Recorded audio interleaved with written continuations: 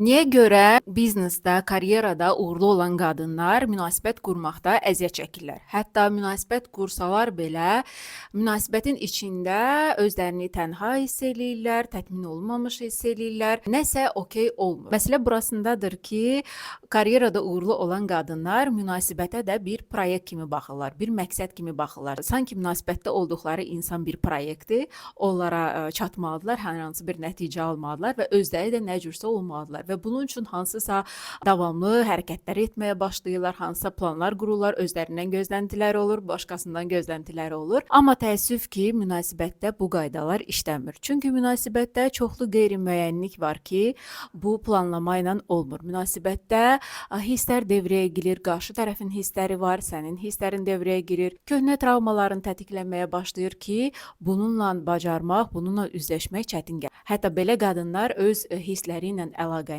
çoxdan unudublar və ora əlaqə olmadığına görə münasibətdə də əziyyət çəkirlər.